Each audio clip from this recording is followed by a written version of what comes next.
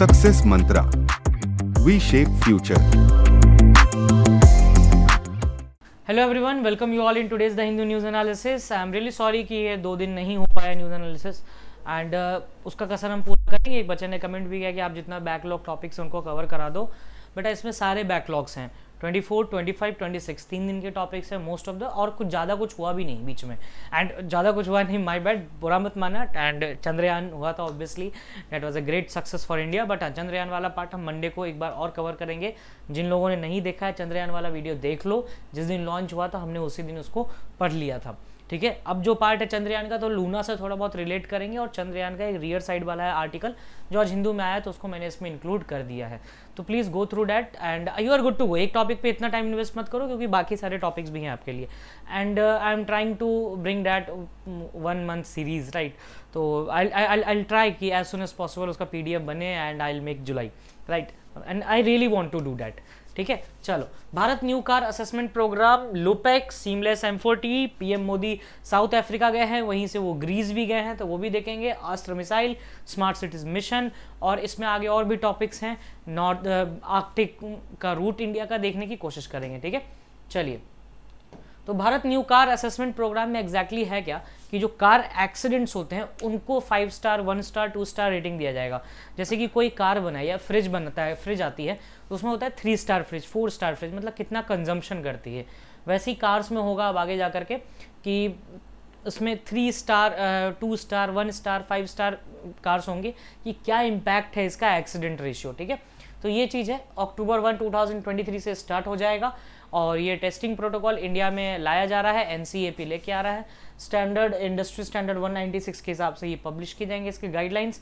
Testing protocols Bharat NCAP adopt करेगा on the global NCAP के lines पे, कि जैसा ग्लोब का है उसी हिसाब से इसको भी अडॉप्ट किया जाएगा, ठीक है। चलिए, नेक्स्ट इसमें है एप्लीकेबिलिटी। देखे जाए तो पैसेंजर व्हीकल्स के हिसाब से देखा जाएगा कि पैसेंजर व्हीकल्स पे जो बैठा है उसका क्या उसमें है, और वेट 3500 किलो से ज़्यादा नहीं होना चाहिए व्हीकल का। बेस मॉडल्स पे ही चेक किया जाएगा। ये थोड़ा एक इंपॉर्टेंट इसमें एस्पेक्ट है कि ये वाला जो एप्लीकेबिलिटी है NCAP, that is only for the base models. Assignment of rating की बात की जाए तो वही 5 रेटिंग्स है, adult occupant, child occupant and safety assist technology present in the car, कि भाई चाइल्ड अगर बैठा है या एडल्ट बैठा है तो क्या क्या इम्पैक्ट्स हो सकते हैं, और क्या सेफ्टी मैकेनिज्म को अडॉप्ट किया गया है इन कार्स में, ठीक है। तो ये पर्टिकुलर चीज़ था। पहले 2 parameters help of 3 different kinds of test किए जाएंगे। जैसे फ्रंटल ऑफसेट होगा, जिसमें 64 किलोमीटर/आवर की स्पीड पे 40% ओवरलैप कराया जाएगा, और ये देखा जाएगा कि कितना % ये अडॉप्ट कर रहा है। Next is 50 किलोमीटर/आवर and next is the 29 किलोमीटर/आवर। तो अलग अलग स्पीड पे यहाँ पे टेस्ट हो रहा है, तो ये चीज़ है। बाकी बस याद रखना कि NCAP है क्या और क्या स्टार रेटिंग से, ये एलेट का एक अच्छा क्वेश्चन बन सकता है, ठीक है। या फिर अगर आप आगे की बात करें तो it can be a good question in DU and CUET also. Next है हमारे पास लुपेक्स, हर एक एग्जाम के लिए इंपॉर्टेंट है ये। जापान और इंडिया का है लूनर पोलर एक्सप्लोरेशन मिशन। इसको आप मल्टीपल जगह से लिंक कर सकते हो। You can link it with the Chandrayaan, you can link it with the Artemis accord of the US, ठीक है। तो ये 2 चीज़ें हैं जहाँ पर आप इसको रिलेट कर सकते हैं इस पर्टिकुलर टॉपिक को, ठीक है। लुपेक्स किसका है? इंडिया और जापान का है ये, एंड इसरो जापान की है। JAXA और इसरो के बीच में ये चीज़ कोलैबोरेशन हो रही है भाई। लूनर मिशन इनका कोलैब करना चाह रहे हैं ये, कि आगे जाके कुछ ना कुछ करें, और ये लॉन्च 2025 में होगा। Based on the moon, availability of water ice के ऊपर देखेंगे। एक्सप्लोरेशन टेक्नोलॉजीज को भी अडॉप्ट किया जाएगा इसमें। JAXA एंड इसरो ये रोवर लैंडर डेवलप कर रहे हैं इस चीज़ के लिए। The rover will carry not only the instrument of ISRO and JAXA, ये इंपॉर्टेंट है, लेकिन ये US यानी नासा और ईसा यानी यूरोपियन स्पेस एजेंसी, ठीक है, इनके भी इंस्ट्रूमेंट्स को ऊपर लेके जाएगा, ठीक है। ऐसे होते हैं, इसरो भी करता है, बाहर के लेके जाता है अपने साथ। It is a commercial project, तो अच्छा रहता है, पैसे अच्छे खासे आ सकते हैं इससे, ठीक है। उसके लूपेक्स की बात करें, प्रपोज इंस्ट्रूमेंट क्या क्या है, तो फिजिकल रिसर्च लेबोरेटरी एक ऑटोनोमस यूनिट है स्पेस का, जिसने प्रपोज किया है कि बहुत सारे इंस्ट्रूमेंट्स को इसमें हम लेके मून पे भेजेंगे, ठीक है। तो जरा अच्छी खासी प्रोबेबिलिटी है इसमें आगे जाने की। ऑब्जेक्टिव क्या है, तो परमिटिविटी एंड थर्मोफिजिकल इन्वेस्टिगेशन करना है मून के एक्वेटिक लाइफस्टाइल का, या एक्वेटिक स्काउट का, और इन सीटू डिटेक्शन मतलब विद इन द फ्रेमवर्क आपको डिटेक्ट करना है वहाँ की चीज़ों को, कि भाई कैसा यहाँ पर फिजिकल थर्मोफिजिकल एक्टिविटी कैसी है, परमिटिविटी कैसी है, water ice mix lunar surface पे क्या है, क्या रेशियो नहीं, प्रोपोर्शन है। तो उन सब चीज़ों पे बात किया जाएगा। अदर एम है इंस्ट्रूमेंट्स में ही बात करें तो लूनर इलेक्ट्रोस्टैटिक डस्ट एक्सपेरिमेंट, तो ये डिटेक्ट करेगा बेसिकली कि चार्ज डस्ट पार्टिकल्स मून पे हैं या नहीं है, क्योंकि वहाँ पर एक चीज़ है कि एनवायरनमेंट नहीं है, तो इस चीज़ को क्रॉस चेक इससे किया जाएगा कि डस्ट एक्सप्लोरेशन के बारे में इसमें बात की जाएगी कि चार्ज डस्ट पार्टिकल है कि नहीं। मिशन एक वैल्यूएबल इंसाइट प्रोवाइड करेगा लूनर एक्सप्लोरेशन के बारे में। चंद्रयान का भी वैसा ही है कि साउथ पोल पे देखना कि क्या आपको आइस मिल सकता है वहाँ पे कि नहीं है, तो ये सब मल्टीपल फैक्टर्स हैं इन चीज़ों के पीछे, तो उसको देखना, right. What is seamless M4T? Meta technology है बेसिकली, जो कि फॉर्मरली फेसबुक का था, रिसेंटली एडवांस किया है इसने multi modal artificial intelligence, basically वही language model, open AI, ChatGPT यहीं से रिलेट करेगा ये वाला पार्ट भी। ये स्टैंड करता है massively multilingual multi modal machine translation, तो दिस इज इंपॉर्टेंट, ठीक है। बहुत सारे लैंग्वेजेस को ट्रांसक्रिप्ट कर सकता है, ये ट्रांसलेट कर सकता है। ये मेटा ने ही डेवलप किया है और फॉर्मरली इसको फेसबुक के नाम से जाना जाता था, फेसबुक के पास वो कंपनी थी। सीमलेस M4T सपोर्ट करता है speech to text, speech recognition और स्पीच टू स्पीच। इसमें आप एक और चीज़ ऐड कर सकते हो इंडियन कॉन्टेक्स्ट के हिसाब से, भाषिनी पोर्टल,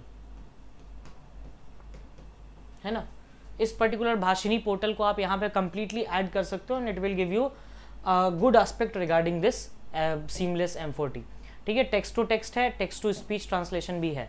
अदर फीचर्स देखा जाए तो 2 या 2 से ज़्यादा language, obviously multilingual multi modal है तो 2 या 2 से ज़्यादा लैंग्वेजेस में ये ट्रांसलेट करेगा। It also recognises gender bias in languages कि भाई मेल फीमेल है, इसको भी बता सकता है, एंड मल्टीपल एक्टिविटीज़ यहाँ पर जहाँ पर मैंशनड हैं, तो इस पर्टिकुलर चीज़ को भी देखना, लेकिन भाषिनी से कनेक्ट करो, it will help you. Translation task in one go में करेगा, रिकॉग्नाइज करेगा स्पीकर के कोड को, तो ये AI का एक अच्छा खासा इनिशिएटिव हो सकता है ये। नाउ PM मोदी गए हैं, ब्राज़ील गए थे, साउथ अफ्रीका गए थे सॉरी, और इसमें एक समिट हुआ बेसिकली ब्रिक्स, तो ब्रिक्स के बारे में थोड़ा बहुत जानना जरूरी है कि ब्रिक्स में क्या है नहीं है, क्या क्या इंडिया ने कहा, that is very important. BRICS में कौन सी कंट्रीज़ है? Brazil, Russia, India, China, South Africa. Last year ही मोदी जी ने कहा था कि ब्रिक्स का एक्सपेंशन होना चाहिए और बहुत सारी कंट्रीज़ ने एप्लीकेशन भी दिया, उसमें से 11 कंट्रीज़ ऐसी हैं जो चाहती हैं कि ब्रिक्स का वो पार्ट बने। ब्रिक्स के साथ आप G7 भी पढ़ सकते हो। की टेक अवेज की बात करें तो मोदी जी ने कहा कि रिफॉर्मिंग मल्टीलैटरल सिस्टम के ऊपर, यानी इसको और बढ़ाइए, राइट। UNSC रिफॉर्म, ये मोदी जी ने कहा भी कि भाई UN में रिफॉर्म्स की ज़रूरत है, UNSC रिफॉर्म्स की ज़रूरत है। उसके बाद स्पेस एंड क्लाइमेट कोऑपरेशन की ज़रूरत है। स्पेस एंड क्लाइमेट कोऑपरेशन, जिसको मतलब यहाँ पर बात हो रही है कि भाई ब्रिक्स की भी, ब्रिक्स में अगर कंट्री देखो तो इंडिया, चाइना और रशिया, यही ऐसी कंट्रीज़ हैं जिन्होंने मून पे कदम रखा है आज तक, यानी मून को टच किया है, और कोई नहीं है इसमें से। ब्राज़ील नहीं है, ठीक है, साउथ अफ्रीका नहीं है, तो तय चांसेस कि भाई अगर ये ग्लोबल एक्सप्लोरेशन करें तो स्पेस का एक कॉपरेशन कर सकते हैं आपस में, तो that will be a great help, right. कोई स्पेस का एक ग्रुप बन सकता है। उसके बाद क्लाइमेट के लिए UNFCCC, क्योटो और पेरिस एग्रीमेंट पे ध्यान दें, इसमें आप SDG और कोप ध्यान रखिए। एग्रीकल्चर कोऑपरेशन में भाई आगे से अडॉप्ट करिए, ग्रीन टूरिज्म के लिए फोकस किया गया। फोकस एरिया है इंट्रा ब्रिक्स ट्रेड, कि विद इन द ब्रिक्स में ट्रेड हो। उसके new development bank, progress in expanding membership, Bangladesh, UAE and Uruguay, कि न्यू डेवलपमेंट बैंक जो ब्रिक्स का बनाया गया था, जो फंडिंग्स भी करता है बहुत सारे, उसमें भी मेंबर्स को इंक्रीज किया जाए, बांग्लादेश, UAE एंड उरुग्वे को।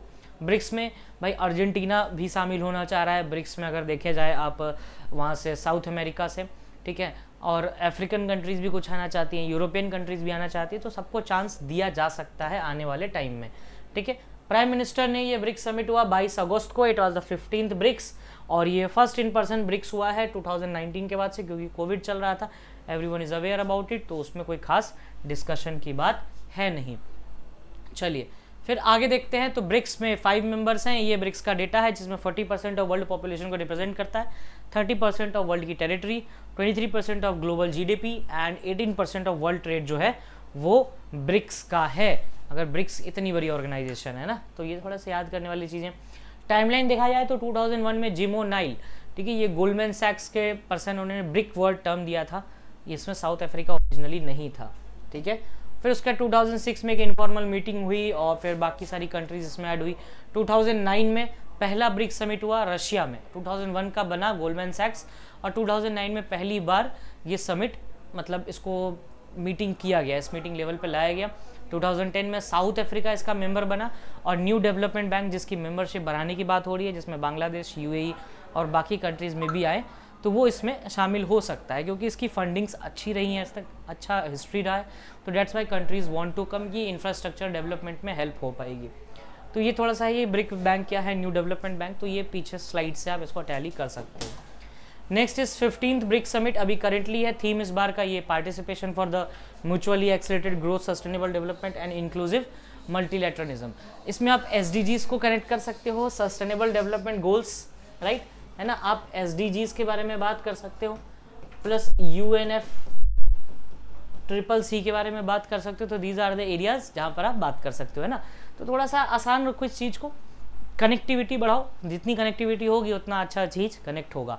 और SDGs पूछे जाते हैं तो प्लीज़ अभी भी बोल रहे हैं 17 SDG याद कर लो, कंठस्थ एकदम दबा के याद कर लो। किस दिन SDGs 17 याद रहेंगे, एक आधा नंबर आता है, क्वेश्चन बन जाएगा, ठीक है। चलिए आगे बढ़ते हैं, ब्रिक्स में ही देखें आगे क्या है कि मेजर आइटम एजेंडा एक्सपांशन पे है कि 40 कंट्रीज़ हैं, 23 कंट्रीज़ आना चाहती है, और भी है बहुत सारी। अर्जेंटीना ये देख लो, सऊदी अरबिया आना चाहता है, UAE आना चाहता है, ईरान आना चाहता है, तो ये कुछ सेंट्रल एशियन कंट्रीज़ हैं, और वो साउथ अमेरिका की एक कंट्री है जो आना चाहती है। केप टाउन ये पार्लियामेंट सीट है, अच्छा साउथ अफ्रीका के बारे में बात करें तो साउथ अफ्रीका के 3 कैपिटल्स हैं बेसिकली। केप टाउन जो उसका पार्लियामेंट्री कैपिटल है, लेजिस्लेटिव कैपिटल प्रिटोरिया, ठीक है, and Bloemfontein is the judicial capital. ये 3 कैपिटल्स हैं साउथ अफ्रीका की, तो ये याद रखना, Cape Town and then Pretoria and then Bloemfontein. तो ये 3 बातें याद रखो, बाकी काम होते रहता है, ठीक है। ये साउथ अफ्रीका का आपका मैप है, ये अफ्रीका का मैप है टू बी प्रिसाइज, ये साउथ अफ्रीका है। आपको अफ्रीका में आप कॉन्गो याद रख सकते हो, आप बुर्किना फासो पढ़ सकते हो, कुछ रीजन्स है, चलो I am marking those reasons, तो प्लीज़ उनको तो पढ़ ही लेना एटलीस्ट एक बार। Burkina Faso you can read the Niger and Nigeria debate, you can read the Sudan and South Sudan, you should read Egypt because Modi ji Egypt भी गए थे, और ये रेड सी, ये आपका Sinai peninsula, Mediterranean sea, this region you should read. And next is, अगर आप देखोगे तो ये बस इतना ही देख लो, बाकी एक कॉन्गो रिवर है यहाँ पर जो कि इक्वेटर को 2 बार काटती है, एंड दिस इज अटलांटिक में वो ड्रेन करती है, ये थोड़ा सा इंपॉर्टेंट है। रेस्ट आप गल्फ ऑफ गिनिया देख सकते हो, 0 डिग्री वहाँ से पास होता है, राइट, तो ये थोड़ा सा एक देख लेना, 0 डिग्री लैटिट्यूड एंड लॉन्गिट्यूड दोनों कट करते हैं गल्फ ऑफ गिनिया में, तो ये थोड़ा सा इंपॉर्टेंट है। This portion is termed as seed, right, Somalia, Ethiopia, Eritrea, Djibouti, ये 4 ऐसी कंट्रीज है जो हॉर्न ऑफ अफ्रीका बनाती हैं, तो दैट इज ऑल्सो इंपॉर्टेंट, तो इसको थोड़ा सा एक बार देख सकते हो। तो these are the reasons that you should be focusing on. चलिए आगे देखते हैं, अस्त्र मिसाइल, भाई ये क्या है, ये पूरा स्टैटिस्टिक पार्ट है, मतलब पूरा याद करने वाली चीज़ें, समझाने जैसा कुछ नहीं है और कनेक्ट करने भी जैसा कुछ नहीं है, बस याद करना है। ये बियॉन्ड विजुअल रेंज है, एयर टू एयर मिसाइल है, डिस्ट्रॉय करता है, हाई मनूवरिंग है इसको बनाने वाला है DRDO, defence research and development laboratory, research centre Imarat and other laboratories of DRDO, जिन्होंने मिलकर बनाया है। आत्मनिर्भर भारत का एक अलग से प्लान है, इसमें आप लिंक कर सकते हो एक जगह। हम लोगों ने लास्ट टाइम पढ़ा था एक निराक्षी, ठीक है, निराक्षी, ये ऑटोनोमस अंडर वाटर सबमरीन जो कि माइंस डिटेक्ट करता है, तो वहां से आप इसको लिंक कर सकते हो, it's completely okay if you want to link. Tejas के बारे में और बात करें तो ये स्मॉलेस्ट टेलीज मल्टी रोल है और एयरक्राफ्ट है, बेसिकली लार्ज रेंज के लिए, मैक 1.8 स्पीड है इसकी, एयर टू एयर रिफ्यूलिंग है, that is important, maximum payload of Tejas is 4000 kilometre. Now PM Modi गए थे ग्रीस, तो थोड़ा सा ग्रीस की लोकेशन देख ले, उसके बाद उसके बारे में पढ़ेंगे क्या था। चलो इधर सपोज करो इट इज अटलांटिक सी, ठीक है, it is Atlantic C, I am giving you connection, इसमें बहुत सारे कनेक्शंस होंगे तो प्लीज थोड़ा ध्यान रखना, राइट। ये रहा Mediterranean, this strait is known as strait of Gibraltar, strait of Gibraltar, right. इसको मोरक्को स्ट्रेट भी बोलते हैं क्योंकि यहाँ पे अफ्रीका का मोरक्को वाला रीजन आ जाता है, ठीक है। स्ट्रेट ऑफ जिब्राल्टर से हम इधर गए, यहाँ पर मिला हमें आयोनियन सी, मेडिटेरेनियन में एंटर कर चुके, ये मिला हमें एजियन सी। इधर अगर हम चले गए तो यहाँ हमको रेड सी, और इधर साइड पे मिलेगा सुएज कैनाल। नीचे बैबल मंडल अपना पैसिफिक में पहुंच जाओगे, इंडियन ओशन वगैरह में, ठीक है। चलो अब ऊपर चले गए अगर तो यहाँ से बॉस्फोरस स्ट्रेट, ठीक है। उसके बाद ये पहुंच गया हमारे पास, ये जो रीजन है ये ब्लैक सी वाला रीजन। उसके बाद हम इसे कहते हैं ब्लैक सी ग्रेन डील,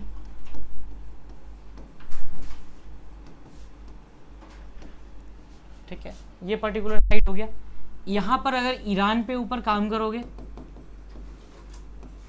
तो यहां पर आता है INSTC corridor, international north south transport corridor, India और रशिया को कनेक्ट करने के लिए।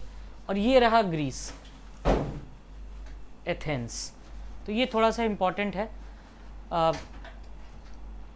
तो ये वाला पार्ट थोड़ा सा देखना।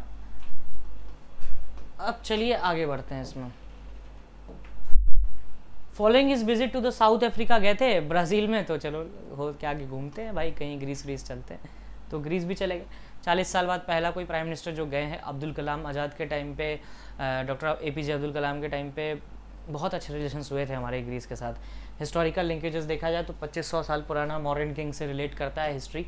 उसके बाद 326 अलेक्जेंडर ने एक्सपेडिशन किया था, तो पोरस के टाइम पे भी ये चीज़ अच्छा खासा रूल ठीक ठाक रहा। चाणक्य चंद्रगुप्त के कोर्ट के रिकॉर्ड हैं, अर्थशास्त्र और यवन ambassador king court named Megasthenes जो कि ग्रीस से आया था, that was important. Gandhara art जो फ्यूजन है इंडियन और ग्रीक आर्ट का, ठीक है, Greco Indian art. Political linkages की बात की जाए तो ये कुछ डिप्लोमेटिक टाइज है जो कि 1978 के बाद और स्ट्रॉन्ग हो गए। JNK और ग्रीस का पोजीशन थोड़ा अच्छा रहा है, रिसेंट डेवलपमेंट्स दिखे हैं, कोई स्टेटमेंट भी इशू नहीं किया। ग्रीस इंडिया को सपोर्ट करता है कि UNSC में परमानेंट सीट मिले, ठीक है। तो main export item of Greece are aluminium, organic chemicals, ये सब हैं, और इम्पोर्ट आइटम्स आपके सामने लिखे हुए हैं। INS चेन्नई एक नेवल शिप है जो कि सुदा बे गया था Crete in July and undertook the passage exercise, ठीक है, जो कि हेलेनिक नेवल शिप और एजियन सी में हुआ है। अभी हमने देखा मेडिटेरेनियन में ये सब रीज़न है। साइंस एंड टेक की बात की तो 2007 में एग्रीमेंट हुआ, फिर कोस्पर एग्रीमेंट हुआ एक 2012 में, फिर उसके बाद डेमेट्रियस गैलेनस करके एक चेयर हुआ जवाहरलाल नेहरू यूनिवर्सिटी, फिर उसके बाद निकोलस कजान्स और एक डिस्टिंग्विश्ड ग्रीक इंडोलॉजिस्ट हैं जिनको पद्मश्री भी दिया गया 2021 में, तो वो थोड़ा सा एक इम्पॉर्टेंट है, ठीक है। PM मोदी ने कन्फर किया गया उनको grand cross of the order of honour से, ठीक है। ये order of honour by Katerina and इनके द्वारा दिया गया है। She is the president of Greece, he became the first foreign head of the government to receive this honour, ठीक है। तो ये थोड़ा सी इंपॉर्टेंट बातें हैं। एग्रीकल्चर में भी हमारा ग्रीस के साथ अच्छा खासा कोऑपरेशन है। ग्रीस इंटरनेशनल सोलर अलायंस के फ्रेमवर्क में भी रेटिफाई कर चुका है।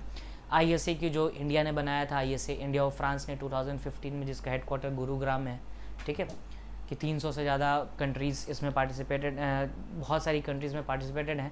300 कॉन्टेक्स्ट का ये है कि जिन भी कंट्रीज़ में 300 से ज़्यादा दिन तक सनलाइट आती है तो 2000 सूर्यपुत्र कंट्रीज़, और उसका ये पार्ट है। एक एक्सरसाइज है इनियोखॉस, ठीक है, तो ये हेलेनिक एयरफोर्स एक्सरसाइज है ग्रीस के साथ। प्लस इसके बाद अगर देखो तो एयरफोर्स एक्सरसाइज है बेसिकली ब्लू फ्लैग एक एक्सरसाइज है जिसमें 8 अलग अलग कंट्रीज़ ने पार्टिसिपेट किया था, जिसमें ग्रीस भी है, उसमें इंडिया भी था, और ये सारी कंट्रीज़ है US, UK, जर्मनी, फ्रांस। और ये ब्लू फ्लैग जो है वो इजराइल में हुआ था, ठीक है, ये इजराइल एयरफोर्स करवाती है ये एक्सरसाइज, तो ये थोड़ा सा है। Smart city missions and rankings की बात की जाए तो यूनियन अर्बन मिनिस्ट्री ने स्मार्ट सिटी रैंकिंग लेके आया 2022 की। तो स्मार्ट सिटी मिशन है क्या, 2015 में स्टार्ट हुआ। ऑब्जेक्टिव वही clean infrastructure and so on and so forth, SDG को पालन करते हुए।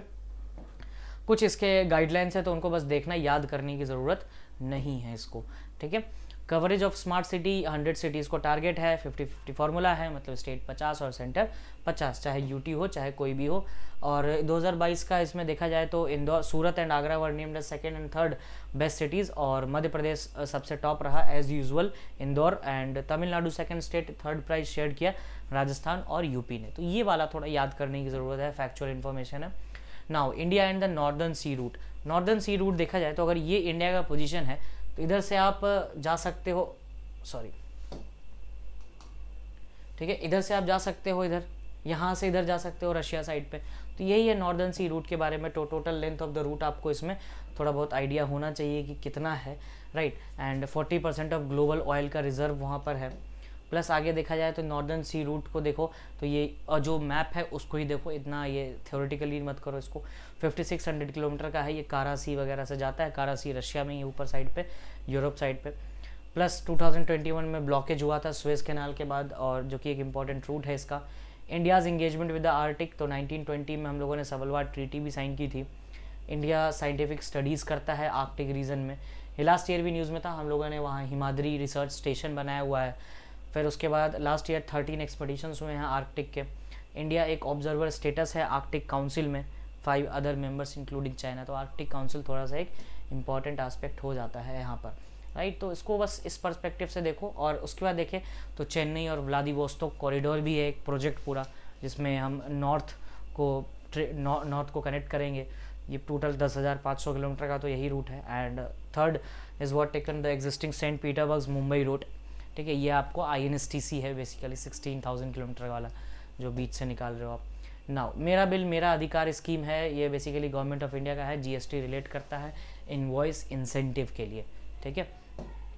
इट वुड इनिशियली भी इंट्रोड्यूस, ये असम, गुजरात और हरियाणा और यूटी में, पौंडीचेरी, दमन दीव, दादर नगर हवेली में ये इंट्रोड्यूस किया जाएगा। इनकरेज कर रहा है कस्टमर्स को कि एक बिल रिक्वेस्ट करिए जब भी आप कोई परचेस करते हैं, ठीक है। कि आप कुछ भी खरीद रहे हैं तो आप बिल मांगिए, ताकि GST वो काला धन वगैरह का इशू ना आए, ठीक है। ये 10,000 से 1 करोड़ का मिनिमम अमाउंट है। मेरा बिल मेरा अधिकार एक मोबाइल ऐप होगा, ठीक है, जिसमें अवेलेबल कराया जाएगा ये बहुत iOS एंड इसके लिए। इनवॉइस अपलोड कर सकते हैं आप सेलर का, एंड आप सेलर अपना इनवॉइस अपलोड करके टैक्स ले लेगा। So what not to be missed में ये कुछ टॉपिक्स हैं, इनको देखो। निकाह हलाला एंड मुता वाला लीगल पॉइंट ऑफ व्यू से देखना। And for the question perspective, so these are the some questions, तो इनको करो, राइट। And if you have any doubt you can mention the comment section. Rest रही बात बैकलॉग्स की, तो by the time I am covering backlogs, thank you, that's all from my side.